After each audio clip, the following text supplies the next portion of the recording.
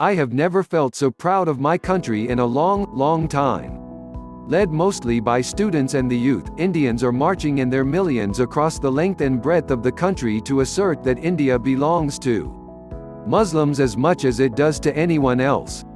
Millions and millions of students from schools, colleges and university campuses, as well as ordinary people across India, have come out on the streets in solidarity with the students of Jamia Millia Islamia and Aligarh Muslim University. They are not just protesting against the brutal, unprecedented crackdown unleashed on the students of the two central universities earlier this week, they are also demonstrating against Narendra Modi's new brazenly fascist and Islamophobic citizenship law as well as the relentless targeting of Muslims under this order. The nationwide protests and demonstrations that rocked the country on Thursday, December 19, Martyrs' Day, by the way, bringing out people onto the streets in every village and city of the country have not been seen in India in a long, long time, perhaps not since the 1974 emergency. The protests saw every section of society united in their opposition to the high-handed actions of the BJP government. As Yogendra Yadav put it, these protests are no longer about one religion or region.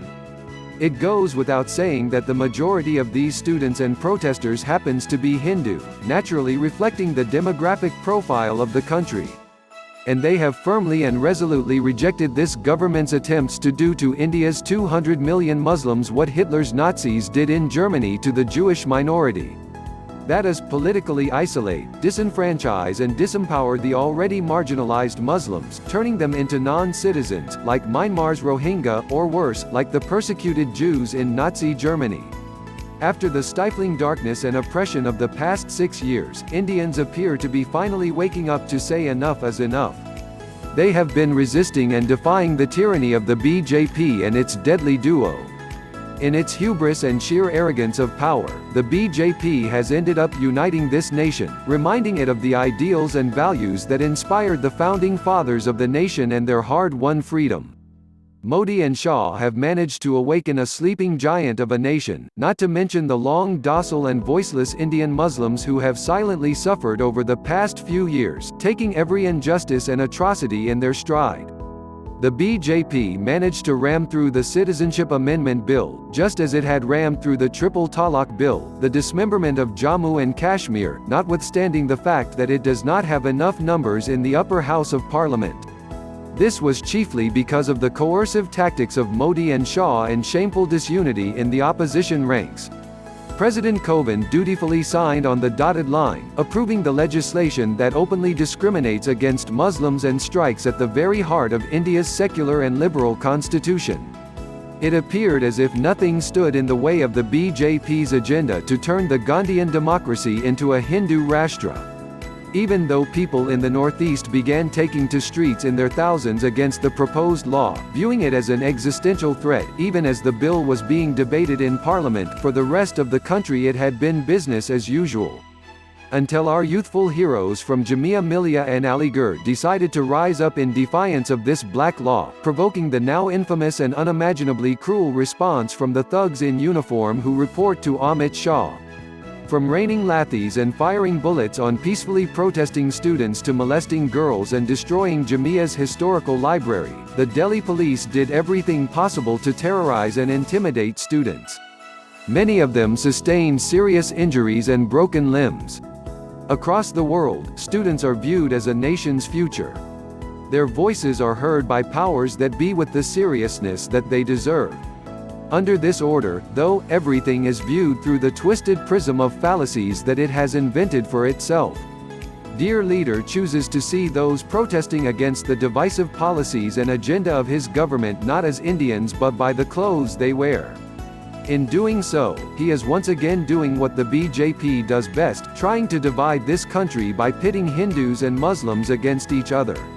The Home Minister is hardly joking when he says that by bringing in the citizenship law and, its next logical stage, the NRC, which would cleanse India of termites, read Muslims, in his own words, the BJP is correcting the historic wrongs of partition. This is the real agenda of the BJP and its parivar, divide Hindus and Muslims in the name of religion. The CAA-NRC is nothing but yet another shameless attempt to fracture this country along religious lines, portraying the BJP as the sole guardian of the Hindus. Many of us, including this writer, had been under the impression that the Parivar has nearly succeeded in this mission. But no, we couldn't have been more wrong. The spontaneous protests in the length and breadth of this country against the Jamia and AMU crackdown and the whole injustice of the CAA and NRC prove that all is not lost. There is still hope for India. The majority of this nation remains steadfast in its belief in the secular and plural ethos that we all inherited. It is beginning to see through the dangerous game that the BJP has been playing to perpetuate itself in power at the cost of the nation and its future and stability. As Pavan Verma, who has revolted against his party and its president Nitish Kumar's stand on the CAA, put it, ordinary Hindus in whose name the Parivar has been waging this relentless war on the idea of India want no part of this perpetual strife created by the BJP. They want peace and stability and simply want to get on with their lives. This is what all Indians, except the Parivar, of course, want. And they have clearly concluded that it is time to speak up. Enough of this regime's perpetual fighting of phantoms at the cost of real challenges like a floundering economy and deepening unemployment crisis. Enough of peddling hate and bigotry against minorities, Dalits and women. Enough of lynchings and rapes. Enough of the reign of terror that has brought so much shame and infamy to India. Newspapers around the world have been reporting on their front pages how the BJP is destroying the world's largest democracy by ramming through its sectarian agenda.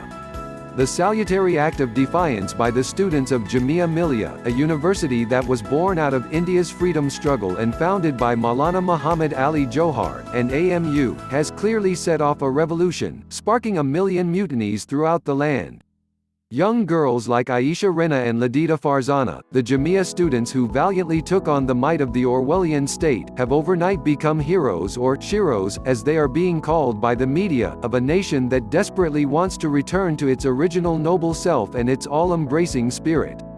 By rising in revolt in solidarity with JNU and AMU students, Indians have demonstrated that they remain a united nation and are not prepared to be divided as Hindus and Muslims. Please subscribe our YouTube channel Listen News here. If you like the video, please like, comment and share the video.